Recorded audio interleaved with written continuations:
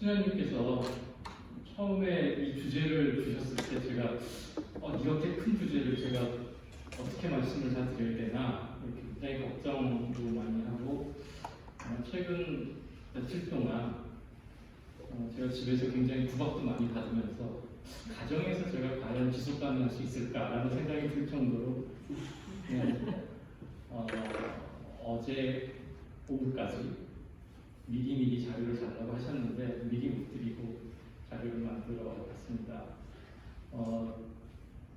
사실은 지속가능 발전이라는 얘기를 굉장히 주변에서 많이 하기도 하는데 이 단어가 처음 나왔을 때부터 사람들이 다 그랬어요. 저거 어떻게 설명하지? 저거 잘못하면 오해할 수 있을 것 같은데.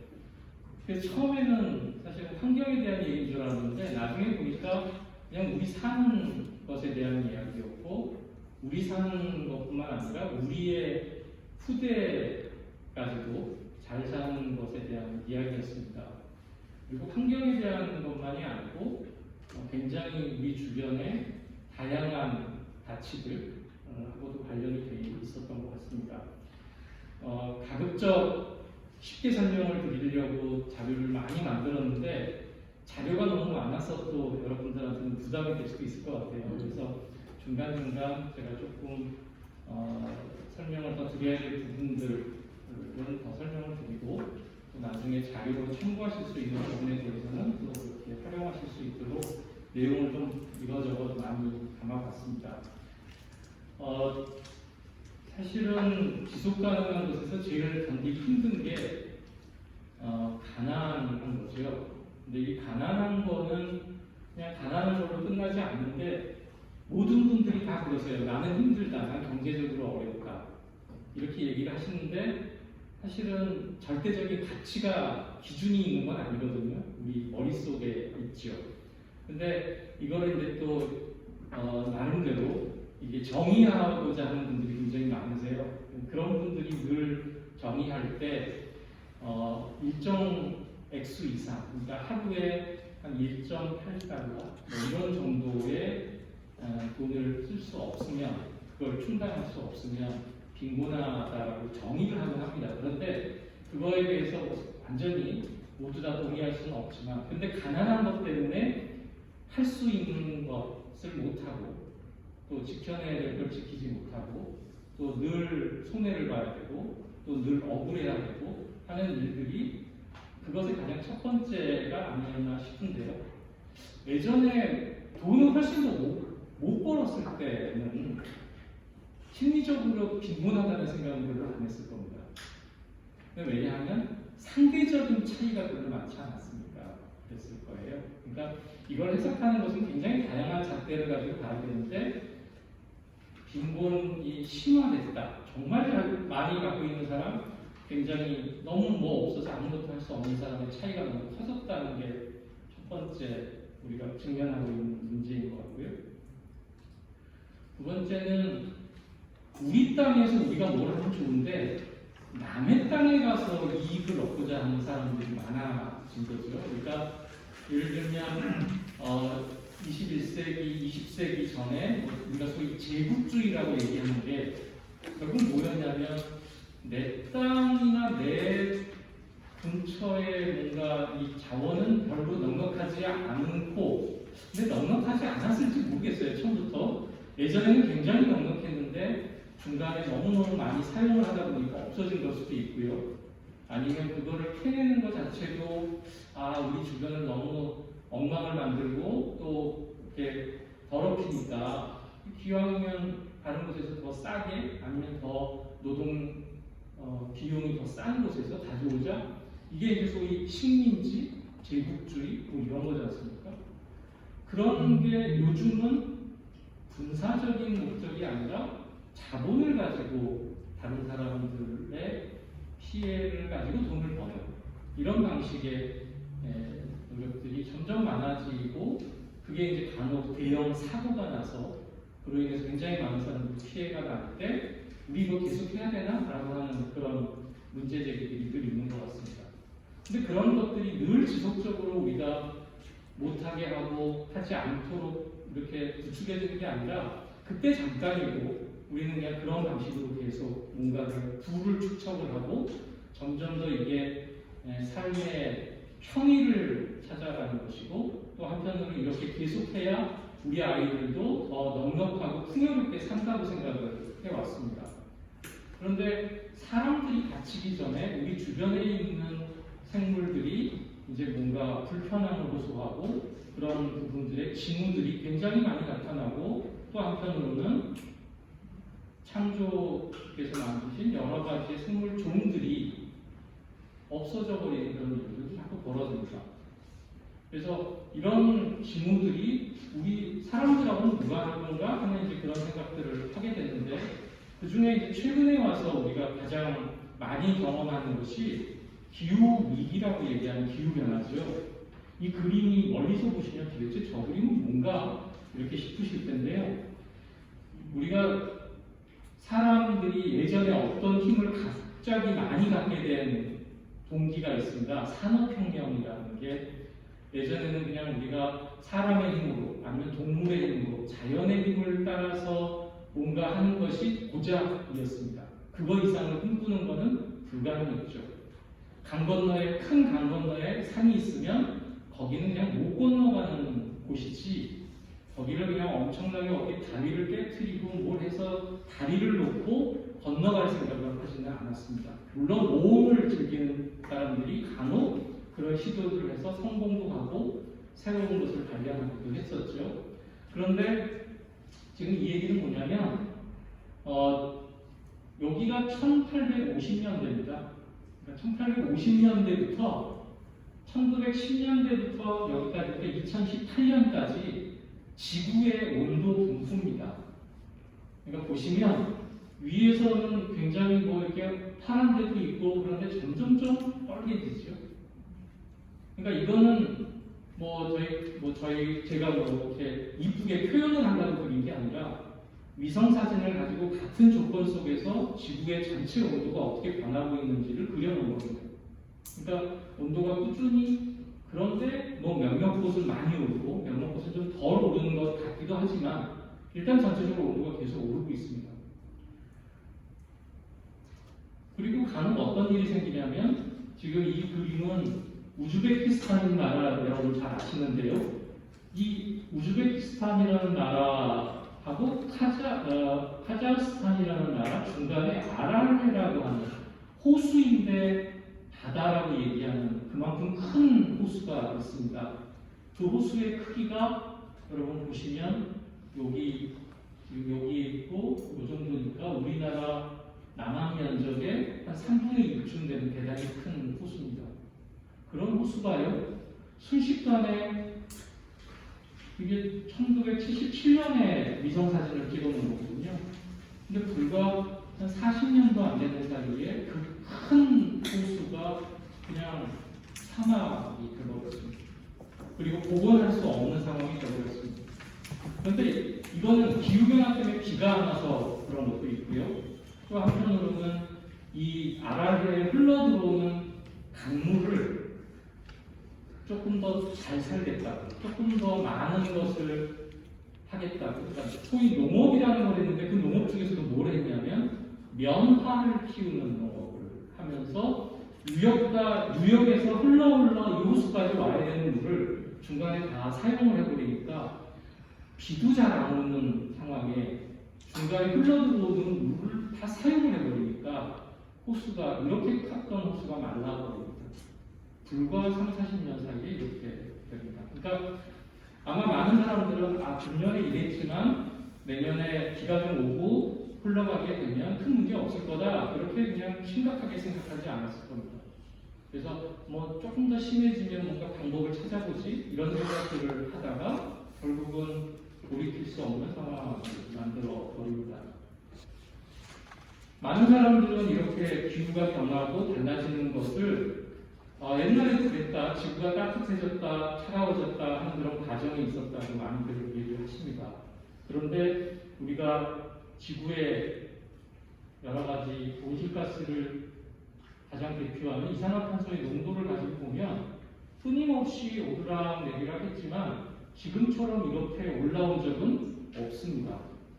그리고 이게 한번 줄어들려면 한동안은 배출을 아예 안 해야 하지만 조금이라도 줄어들 수 있는 여지가 있습니다. 왜냐하면 이산화탄소를 포함해서 지구를 따뜻하게 만드는 가스들은요, 한 번 배출되면 최소한 50년에서 길게는 한 200년까지 온도를 따뜻하게 유지하는데 역할을 계속합니다. 그래서 이런 것들이 한 번 이렇게 높아지는 것은 그렇게 우리가 쉽게 가볍게 생각하는 문제는 아닌 거죠. 그래서 최근에 그런 얘기도 많이 하십니다. 이렇게 2100년을 우리가 맞이하면 혹시 2100년까지 갈 수 있을지 모르겠지만 이라고 가정을 하시는 분들이 굉장히 많아졌습니다. 그리고 거기에 이렇게 지구가 뜨거워지고 망가졌을 때 가장 피해를 심각하게 받는 것은 늘 먹이 사슬의 가장 밑에 있었던 미물들이 영향을 받는 것은 볼 수 있지만, 그게 빨리 보이지만 실제로 하나도 남겨지지 않고 없어지는 것은 먹이 사슬의 맨 위쪽에 있었던 것들이라는 겁니다. 그러니까 바퀴벌레나 개미나 거미는 역사 이래로 뭔 일이 있었어도 조금씩 살아남아서 그 종을 계속해서 유지해 왔지만, 공룡이라고 하는 과거 최상위에 있었던 종은 한 마리도 남겨지지 않고 다 없어져 버렸습니다.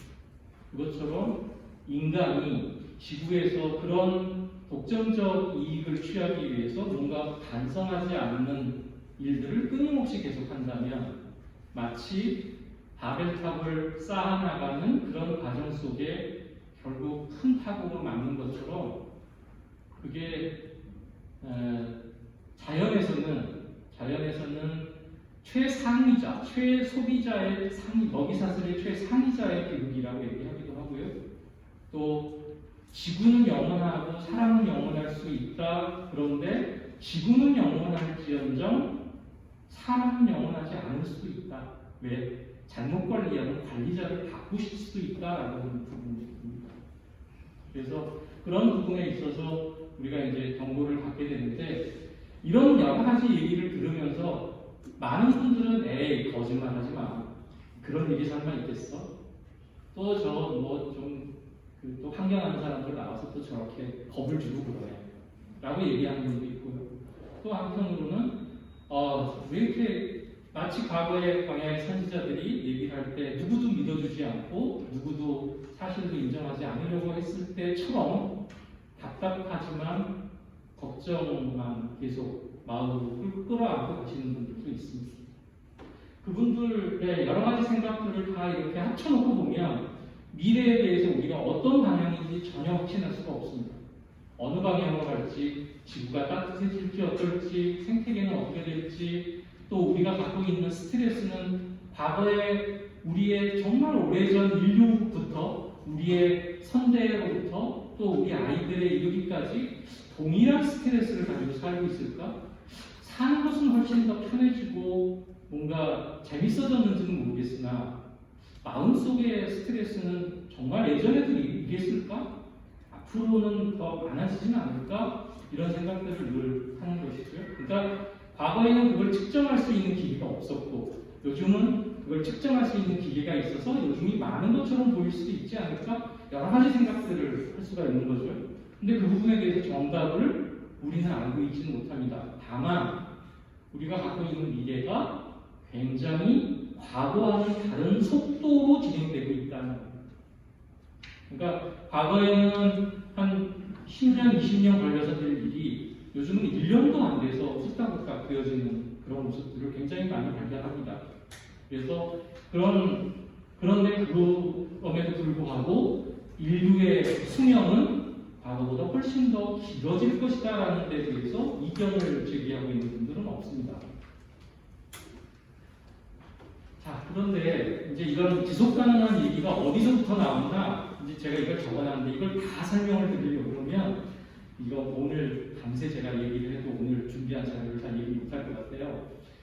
첫 번째, 여러분 혹시 이 책을 보신 적이 있으세요? 레이첼 카슨이 쓴 침묵의 봄. 그러니까 봄이 되면 늘 우리가 생각하는 꽃이 피고, 그 다음에 뭔가 개구리가 튀어 올라나오고 또 겨울장을 깨어나서 개구리도 나오지만 뱀도 나오고 곰도 나오고 해야 되는데 침묵의 봄이라는 건 봄이 돼도 그런 조짐이 전혀 보이지 않는다는 겁니다. 그러니까 바꿔 얘기하면 뭐냐면 그런 생물들에게 우리가 굉장히 유해한 물질들, 특히 소위 화학물질이라는 거, 이 화학물질이라는 게요, 사실은 옛날에 이렇게 박물학이라는 걸 하고 해서 뭔가 마술사들이 뭔가 막 뭘 만들어서 뭐 이렇게 뭐 악기를 쫓는다고도 얘기하고 또 새로운 물질을 만들기도 하고 이랬었잖아요. 근데 그렇게 해서 만든 물질들도 아마 있을 겁니다. 그런데 우리가 갖고 있는 대부분의 화학물질들은 20세기 들어서 만든 것들이 대부분입니다. 그러니까 사람이 만들어 놓은 물질이 아마 지난 100년, 120년 동안 만들어 놓은 게 1000만 정도 넘을 겁니다. 그러니까 지구에 한 번도 없었던 것을 사람들의 기술, 과학기술을 가지고 만든 겁니다. 근데 그 만들어 놓은 것들이 화학물질이고 그게 우리를 굉장히 편리하게 해준 것도 있지만 한편으로는 예전에는 없던 병을 만들고 예전에는 없던 생태계에 어떤 큰 피해를 만들기도 하고 어떤 부분에 특정한 생물을 멸종시키기도 하고 그렇게 해왔습니다. 그런데 더 중요한 건 뭐냐면 이 화학물질이 사람들에게 어떤 영향을 미칠지 생태계에 어떤 영향을 미칠지 제대로 알고 있는 것은 거의 없다는 거예요. 우리가 알고 있는 그 사람이나 환경에게 미치는 영향을 알고 있는 건 채 2%가 되지 않습니다. 그렇게 많은 물질들 중에. 그러니까 여러분들 그냥 자주 애용하시는 화학물질 집에 굉장히 많습니다. 집에. 우리가 뭔가 살충을 해야 되겠다, 모기를 잡아야 되겠다, 아니면 무슨 냄새를 좀 이렇게 좋지 않은 냄새를 좀 이렇게 향긋하게 바꿔야 되겠다, 아니면 뭔가 좀 더러우니까 좀 깨끗하게 만들어야 되겠다. 세제, 아니면 무슨 광택제, 화장품, 약품, 다 화학약품들이 거의 대부분이라고 보시면 됩니다. 그래서 그런 물질들이 우리한테 주는 효과는 있지만 그 효과 이면에 이게 나중에 사람들에게 어떤 영향을, 나중에 우리 주변 환경에게 어떤 영향을 줄 것인지를 정보로 알고 있지 못한 물질이 대부분이라는 겁니다. 그러니까 꼭 환경 문제나 생태적인 문제는 만들어진 지 한 50년, 100년 지나서야 나타나는, 소위 그래서 환경 문제를 부메랑이라고 얘기합니다. 나는 저 타겟을 잡기 위해서, 맞추기 위해서 부메랑을 던졌지만 그 부메랑이 그걸 떨어뜨리고 맞추는 것까지는 1차적인 긍정적인 것까지만 그게 되돌아와서 내 뒤통수를 쳐버린다는 것이죠. 잊어버릴만 하면 돌아와서 우리를 혼내십니다. 그것에 가장 이제 전초가 될 수 있는 많은 얘기를 해 놓은 책이 침묵의 봄이라는 책입니다. 그리고 이제 그 뒤에 뭐 여러 가지 이제 문제 제기를 하죠. 인구는 이렇게 막 급속도로 늘어나는데 식량은 과연 그거 쫓아갈 수 있을까? 그리고 그렇게 많은 도시화가 이루어지면 과연 이 땅은 제대로 유지될 수 있을까? 이렇게 사람들이 많아지면 먹을 것은 다 공급할 수 있을까?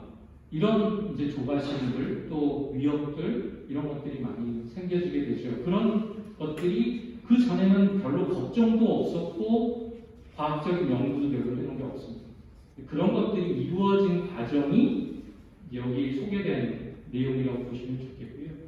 이 과정에서 이제 약간 논란이 붙습니다. 어떤 논란이 붙냐면 잘 사는 나라와 못 사는 나라, 잘 사는 사람과 못 사는 사람 간에 이제 이 문제에 대해서 약간 이견이 있습니다. 서로 동의하지 못한다. 그러니까 되게 환경 문제 나오면 우리가 흔히 하는 얘기가 뭐냐면 다 같이 가해자하고 피해자니까 함께 노력해야 됩니다.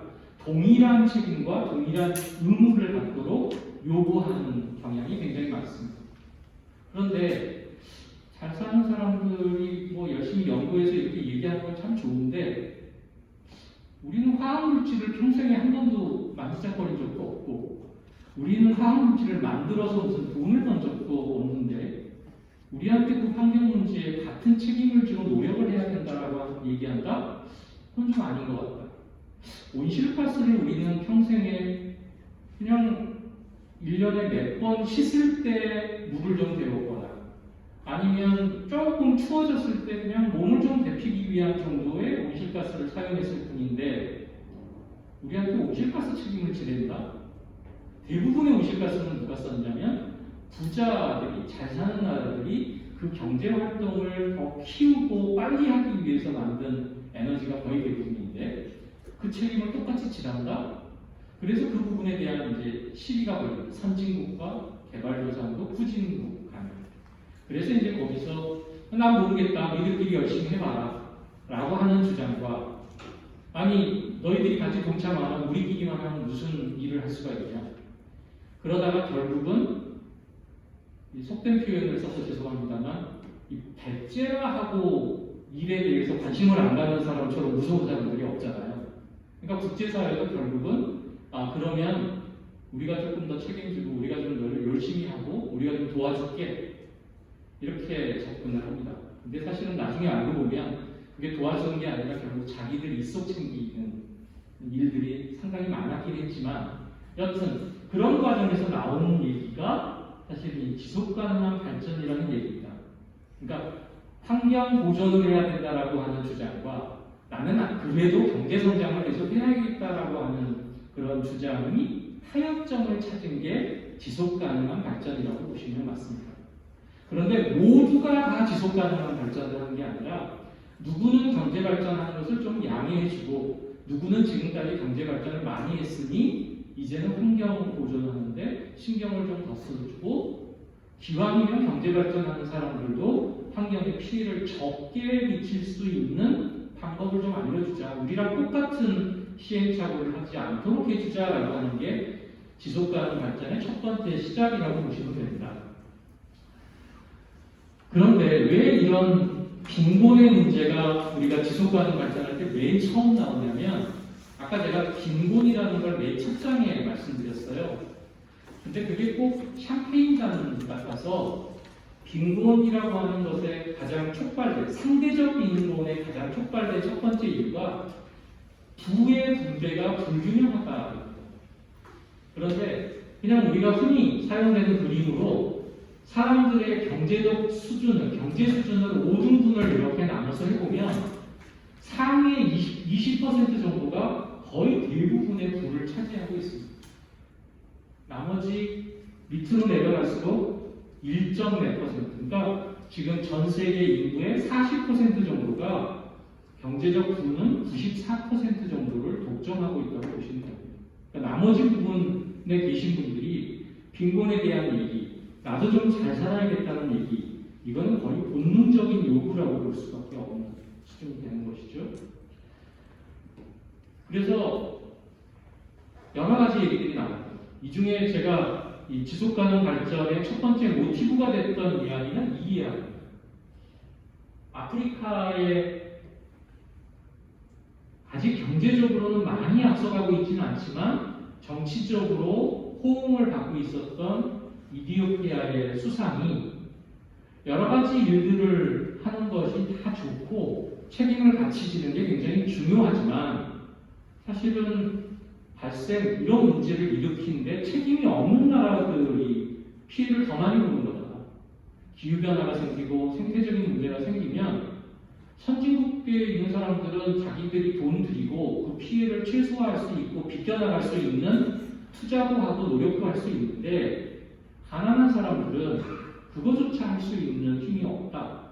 그러니 그걸 충족해 주는 것이 환경 문제에 대해서 관심 갖게 하고 기후변화에 대해서 같은 노력을 하자라고 하는 것에 시발점이 될 수 있다. 이제 이런 주장을 하는 게 국제사회에서 굉장히 폭넓은 지지를 받게 되는 것이지요.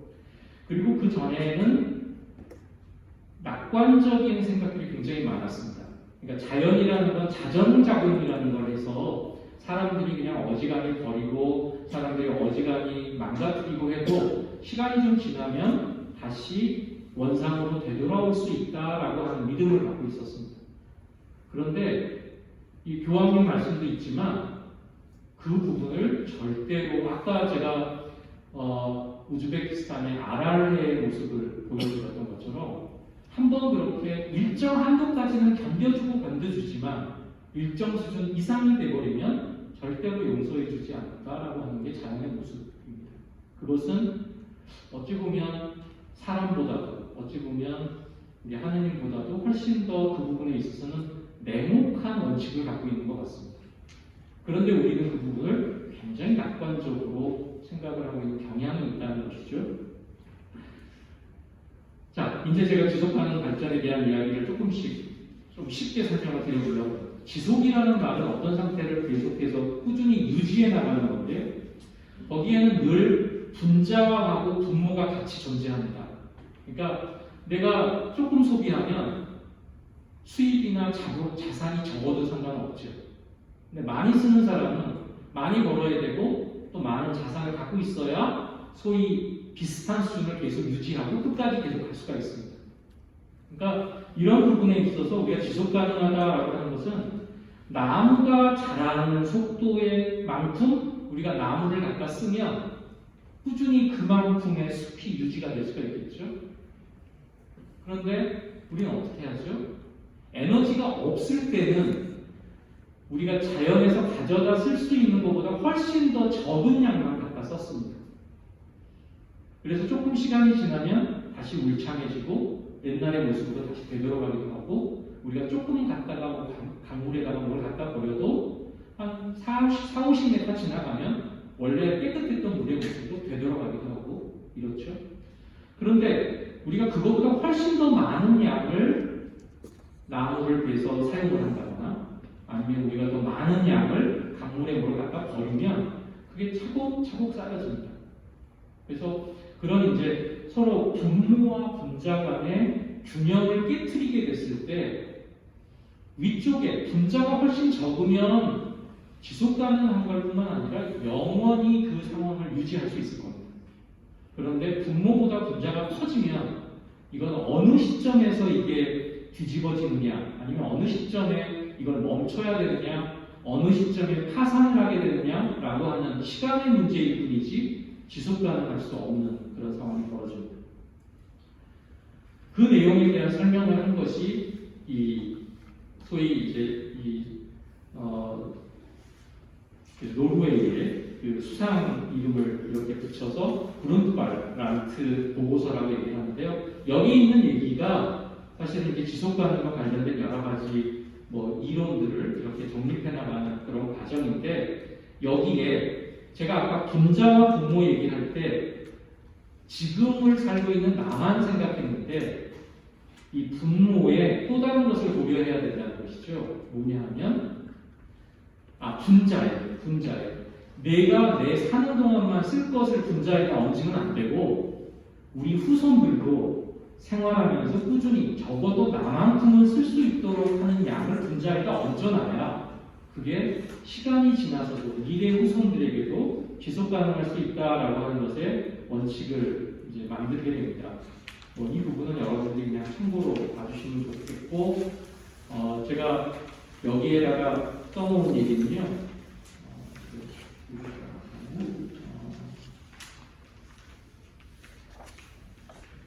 네. 저는 그냥 이 지속 가능한 발전이라는 건 미천을 축내지 않고 돈을 버는 것.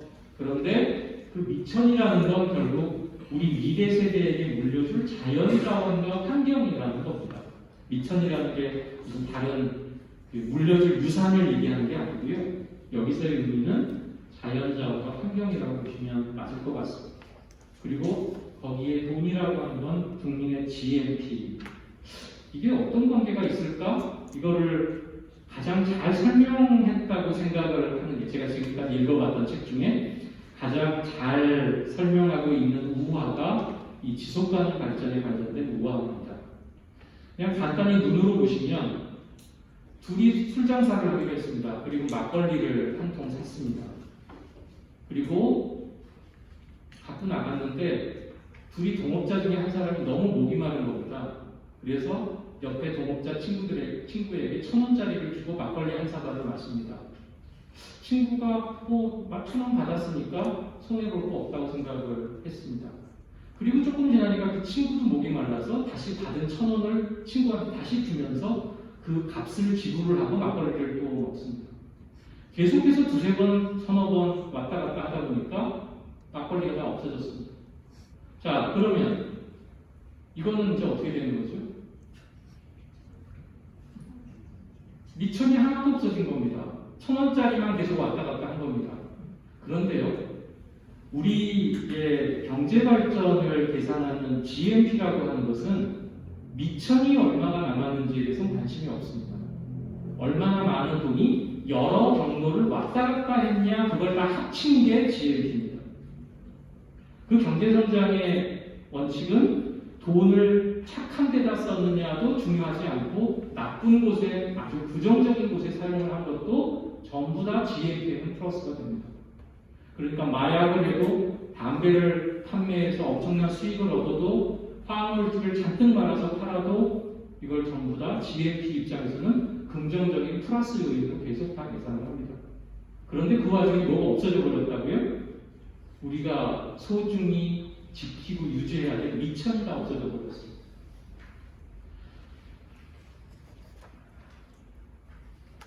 자, 우리가 갖고 있는 여러 가지 이야기들 중에 지속가능 발전과 관련된 얘기 굉장히 많습니다. 우리가 아무리 어려워도 종자씨까지 먹지는 않습니다. 그렇죠? 여기에 조금 더 우리가 자연에 대한 마음 씀씀이까지를 고려하면 우리가 예전에 감을 따더라도 절대로 까치가 먹을 감까지 다 따버리지는 않았습니다. 요즘은 남겨놓지 않는 게 거의 뭐 공통적인 그런 방식인 것 같습니다. 땅에서 땅에 버리는 한이 있어도 나무에 이렇게 매달아 놓지는 못하는 것 같습니다. 아까 제가 말씀드렸던 자산과 월급 내지는 그에 대한 소득, 지출 이런 것들이 결국은 또 다른 문제, 또 도저히 더 이상 유지할 수 없는 상황. 제가 이런 얘기를 여기다가 이렇게 써놨더니요, 다른 분이 그런 얘기 하시더라고요. 요즘 잘 몰라서 그러시는데요, 그 빚을 상속받지 않겠다고 포기하면 됩니다. 이렇게 얘기하시더라고요. 그런데 우리는 여기에서의 돈은, 여기서 상속해주고 물려주게 되는 빚은 그런 돈의 문제가 아니었던 것이죠.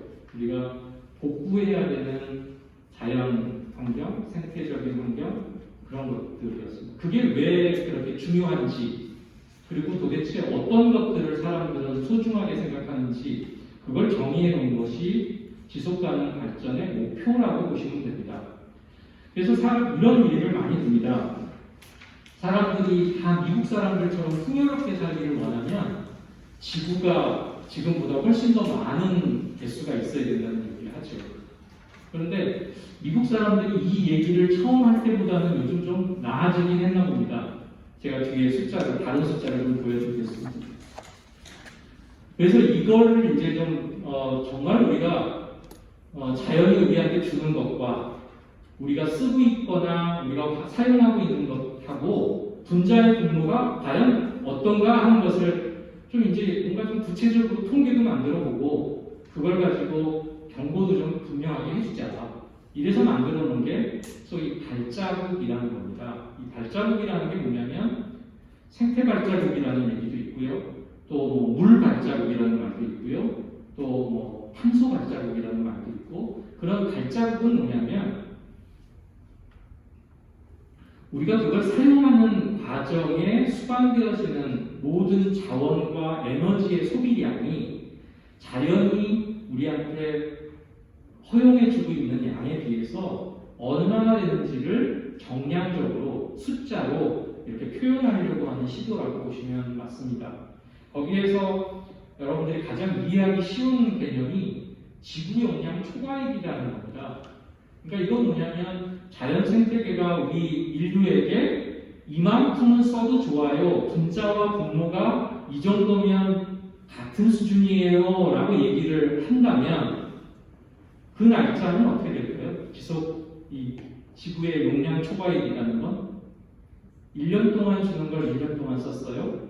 그리고 초과되는 날은 그 다음에 1월 1일이 되겠죠. 그러니까 지구 용량 초과액이 다음 연도 1월 1일이면 정확하게 균형 맞춰서 쓰고 있다는 얘기고요. 그러면 정확하게 지구 하나를 가지고 지구에 있는 사람들이 지속 가능하게 생활할 수 있다는 얘기입니다. 그런데 만약에 이 지구 용량 초과일이 6월 30일 딱 1년을 반으로 쪼개버린 6개월이 됐다면 어떻게 되는 건가요? 우리가 자연에게 허용된 양보다 두 배를 쓰고 있다는 얘기고, 그러려면 우리 같은 지금과 같은 지구가 2개 있어야 된다는 이야기고요. 이게 이제 경년에 한 번씩 계속 나라별로 발표를 하고 있습니다. 그래서 2018년에 발표된 자료를 보면 이렇게 평균적으로 약 8월 초 정도가 지구 전체의 지구 용량 초과일이라고 얘기를 하고, 그 많은 정보들 중에 각 나라별로 어떤 위치에 있는지를 이렇게 다 빙그랗게 표시를 해놨습니다. 그래서 1월부터 시작해서 12월까지 이렇게 쫙 있죠. 그러니까 이때만 하더라도 베트남이라는 나라는 열대 우림 지역 안에서 경제 활동이 거의 체크가 안 됐었던 모양입니다. 그러니까 2018년에 발표한 내용이긴 하지만 아마 사용된 자료는 2014년이나 15년쯤 되는 자료 아니었을까 싶습니다. 이거를 제가 여러분에게도 기억을 하고 계셨으면 하고 말씀드리고요. 베트남은 12월 21일이었습니다. 그러면 어때요? 거의 그냥 1대1로 서왔던 그 자연 안에서 크게 무리하지 않고 지속 가능하게 갈 수 있는 가능성을 가지고 있었죠. 우리나라는 어디 있나요? 우리나라는 4월 16일입니다. 4월 16일이면 한 100일 정도 되죠. 그러니까 365일 동안 써야 되는 걸 100일 만에 다 써버렸습니다. 그러면 어떻게 되죠? 지구가 우리처럼 살면 한 3배 정도, 3배 이상 필요하게 되죠. 자, 거기에 제가 2년 뒤에 발표된 자료를 보니까 우리나라는 별로 달라지지 않습니다. 4월 16일에서 4월 9일 정도로 조금 당겨졌죠. 그런데 미국이라는 나라는 3월 15일이 우리보다 더 앞서가고 있었는데 별로 더 이상 차이가 안 납니다. 3월 14일 정도. 그러니까 지금 2018년, 2020년 자료만 가지고 보면 전 지구에 있는 사람들이 미국 사람처럼 살면 지구가 4.9개가 필요해요. 거의 5개가 필요하죠. 근데 지구상에 있는 모든 사람들이 우리나라 사람처럼 살면 3.7개가 필요합니다. 근데 제가 아까 베트남을 조금 기억해 주시라고 말씀드렸죠. 베트남이 어떻게 됐나요? 아까 여기 있었던 베트남이요. 여기쯤 와 있습니다. 급속도로 자원을 사용하고 에너지를 사용하고 있다는 것을 금세 느낄 수가 있죠. 그러니까 이게 잘못됐다는 것이 아니라 우리나라도 60년대, 70년대 이런 굉장히 빠른 속도로 지구 용량 초과율을 가져왔던 그런 과정들이고, 그거는 전 세계 평균을 봐도 굉장히 빠른 속도로 진전되고 있었다는 것을 알 수 있습니다. 여러분, 여기에 지구 용량 초과율이 여기쯤 있다는 얘기는 뭐죠? 여기쯤 있다는 얘기는 분모가 더 넉넉하다는 얘기입니다. 그렇죠? 근데 그 분모가 넉넉했던 시기가 불과 얼마 되지 않습니다.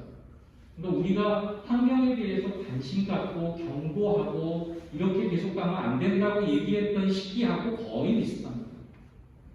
그럼에도 불구하고 그렇게 경고를 하고 노력하자고 했는데도 꾸준히 늘어나고 있습니다.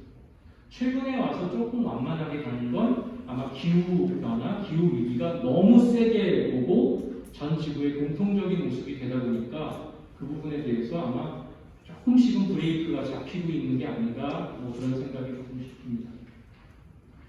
자, 그래서 사실은 이제 이런 지속가능 발전에서 몇 가지 원칙들이 있는데, 서로 가난한 사람이든 부자인 사람이든 이게 차이가 있어서는 안 된다라고 하는 것부터 시작해서 지금 지구에 살고 있는 사람과 앞으로 지구에서 살 사람 간에도 형평해야 된다라는 게 원칙이고요.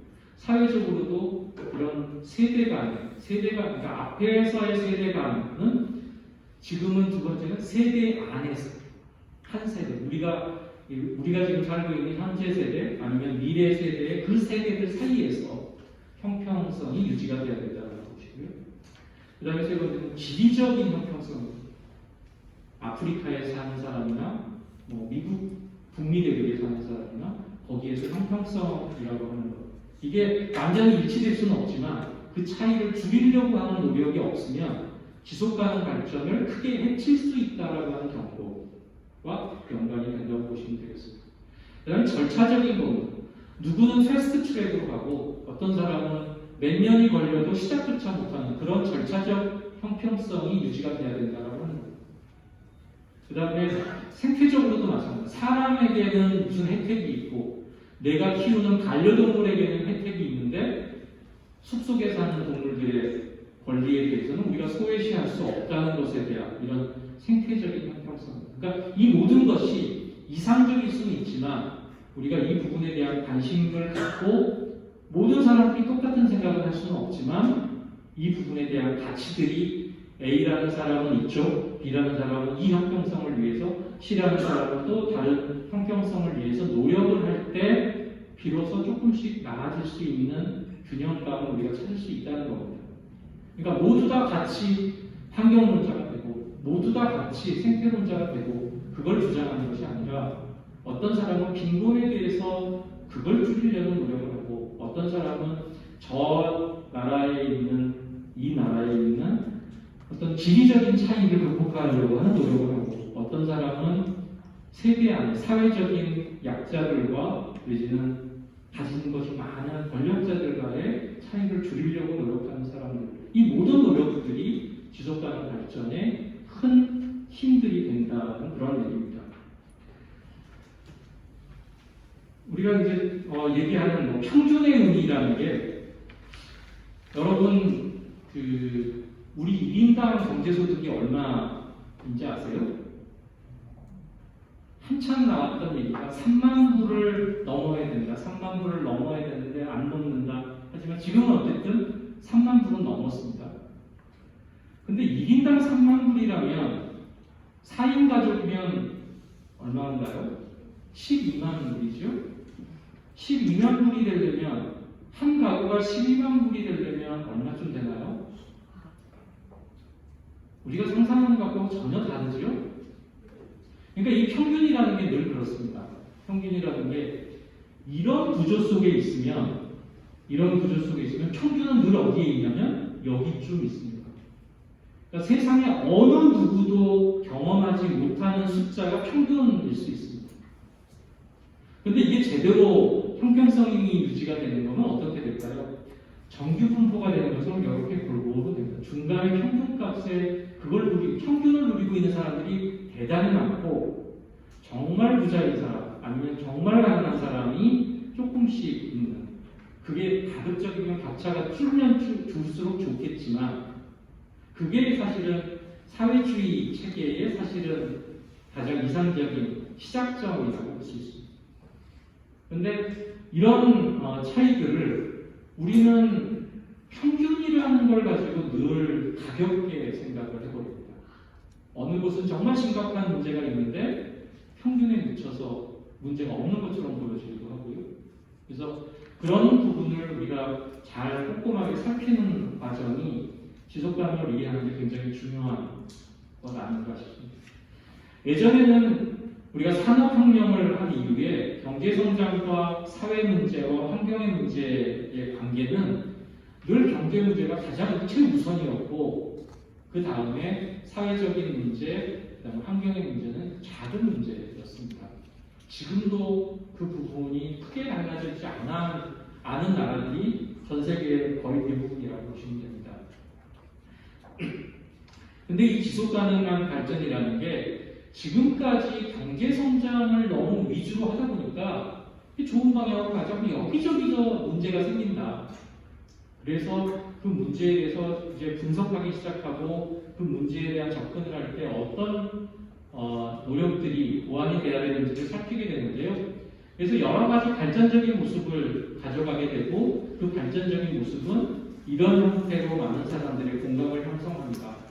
그래서 사회적인 문제와 경제적인 문제, 생태적인 문제를 같이 가져가는데 경우에 따라서는 환경적인 문제하고 좀 상관없는 경제 문제와 사회적인 문제, 이건 형평성의 문제일 수 있고요.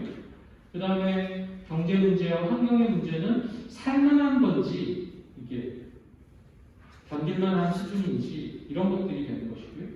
그 다음에 사회적인 것과 생태적인 것에 대해서는 그것을 우리가 얼마나 감내할 수 있는지 이런 것들에 따라서 사회적인 쪽에 더 초점이 맞춰지기도 하고 환경적인 쪽에 초점이 더 맞춰지기도 합니다. 여기는 약간의 차이들이 있지만 이거를 우리가 다 동일하게 모든 사람들이 같은 생각을 가져야 된다는 건 아닌 것 같습니다. 그래서 많은 사람들은 산업사회가 됐을 때 한 사람 한 사람의 독립적 주체로서의 자유 이걸 굉장히 중요하게 생각을 했습니다. 그런데 최근에 지속가능 발전에 대한 얘기를 하는 것은 결국은 독립적인 게 아니라 서로 다 연결되어 있다. 누가 한 사람이 어딘가 삐걱거리면 내가 같이 삐걱대올 수밖에 없고 그 피해가 나에게 같이 따라올 수밖에 없다라고 하는 생각을 늘 갖게 됩니다. 그래서 제가 여기에다 그림으로 표현하지 않았지만 나오는 것 중에 그림 중에 하나가 어떤 게 있냐면 나무 판을 이렇게 세로로 묶어서 만드는 물통이 있습니다. 그 물통에서 물이 새는데 가장 큰 영향을 미치는 건 어떤 걸까요? 그 길이가 가장 짧은 나무지요. 그래서 아무리 많은 물을 갖고 있더라도 그 물통이 담을 수 있는 물의 양은 결국 가장 짧은 막대기의 길이가 얼마냐입니다. 그래서 그 물을 많이 담으려고 한다면 그 가장 작은 막대기의 길이를 키워주는 것, 소위 우리 사회 문제로 보면 사회의 가장 취약하고 민감한 계층에 대한 투자와 관심이 사회 전체를 건강하게 만드는 첫 번째 시작점이다라고 하는 것과 연결을 하게 됩니다. 그리고 이제 이런 것들을 교육하게 되죠. 그러니까 예전에는 혼자서 잘하는 것, 엘리트 교육, 뭐 이런 거였습니다. 근데 요즘은 어떤 거? 혼자서 다 하는 게 불가능합니다. 누군가하고 팀을 이뤄서 같이 해야 되고요. 누군가하고 같이 주거니 받거니 역할 분담을 해야지만 좋은 결과를 이끌어냅니다. 요즘 보면 이제 아마 오늘 저녁부터 노벨상 수상자들이 이제 발표가 될 거예요. 근데 예전에는 누구 한 사람이 독보적으로 한 사람이 그 수상을 많이 받았습니다. 근데 요즘 추세는 뭐냐면 한 연구팀이 같이 받습니다. 그만큼 같이 살펴야 되는 것들이 많고 협력하지 않으면 같이 노력하는 사람들이 이길 방법은 없다는 거예요. 자, 그 다음에 이제 여러 가지 또 국제적인 약속들을 하게 되는데요. 거기에서 이제 우리 반기문 총장이 유엔 들어가셔서 새천년 개발 목표라는 것도 만드시고 이때는 사실은 거의 대부분 사회 문제와 경제적인 문제, 약간의 환경 문제가 결부되어 있었습니다. 근데 그렇게 가는 것만으로는 이제 한계가 있어서 1915년에 유엔 총회에서 발표하는 이 지속가능 발전 목표라는 곳에서는 그런 부분들이 온전히 다 포함되어 있습니다. 그래서 실제로는 제가 오늘 말씀드릴 거는 17가지 목표에 대해서 말씀드리겠지만 실제로는 169개의 세부적인 목표들이 있습니다. 근데 이 부분을 전 세계의 모든 사회 조직 기관에서 다 그걸 따라서 하라는 건 아닙니다. 그 중에 아까 제가 말씀드렸던 가장 짧은 나무가 어떤 거냐를 잘 찾아서 그 문제를 우선적으로 선택하는 것은 그 지역의 문제이고 그 사회의 문제이고 그 기관의 문제일 수 있다는 겁니다. 그래서 아마 지속가능 발전에 관련된 여러 가지 성과 지표 그리고 보고서들을 보면 지역마다 다르고 나라마다 다르고 이렇게 굉장히 다른 모습을 보여주고 있습니다. 이 부분은 제가 그냥 자료로 하고 제가 넘어가겠습니다. 지금까지 제가 설명했던 것들을 그냥 이렇게 누군가 정의해 놓은 자료를 가지고 이렇게 보면요. 이제 17가지 지속가능 발전 목표라는 걸 제가 설명을 드릴 텐데 그것의 가장 핵심은 첫 번째는 어디에서도 누구에게도 적용될 수 있다는 겁니다. 두 번째는 아까 제가 독립과 상호 의존성에 대한 얘기를 했는데 철저하게 통합적으로 다 얽혀 있다는 점입니다. 세 번째는 지금까지의 방식으로는 안 되겠다입니다. 우리가 지금까지 해왔던 소위 적어도 언제부터 산업혁명 이후에 지금까지 해왔던 그런 방식으로는 더 이상 계속하면 안 되겠다라고 하는 반성입니다. 그렇게 해서 나온 17가지의 목표인데요. 17가지 목표는 제가 이제 하나하나 조금씩 설명을 드리도록 하겠습니다. 이제 아마 다음번부터 이제 개별적인 내용을 좀 이렇게 심화해서 심도 있게 설명해 주실 주제들이 여기에 제가 이렇게 표시를 해놓은 요 항목들인 것 같습니다. 그래서 그 부분에 대해서는 여러분이 조금 더 이제 세부적인 또 구체적인 설명을 들으실 기회가 있을 거라고 생각을 하고요. 첫 번째 빈곤입니다. 근데 이 빈곤은 전 세계 어느 곳에든 어떤 형태의 빈곤이든 다 퇴치하자라고 하는 게 기본적인 방향성입니다. 그리고 그 방향성에서 굉장히 여러 개의 개념들 내지는 고민거리들이 나오는데요. 첫 번째 아까 제가 말씀드렸던 세계적으로 잣대로 삼고 있는 최저 생활비는 1.9달러입니다. 이 2.9달러 이하로 생활하시는 분들을 빈곤층이라고 얘기를 합니다. 근데 대부분의 사람들이 약 10명 중에 한 사람 정도가 여기에 속하게 되고요. 주로 아프리카 지역, 특히 이 사하라 사막 아래쪽에 있는 서부, 남부, 중부 아프리카 이런 쪽에 집중이 되기도 합니다. 빈곤의 문제는 사실은 경제 발전이 안 됐다라고 하는 이유도 있지만 그에 따라서 사회적 보호를 해줄 수 있는 여력이 없다는 얘기하고도 연관이 됩니다. 그래서 그런 점에서 중요하게 살피는데요. 그 빈곤은 또 달리 남자들과 여자들과의 상대적 빈곤도 적지 않은 격차를 보여주고 있고 그걸 극복하려고 하는 시도들도 꽤 많이 있습니다.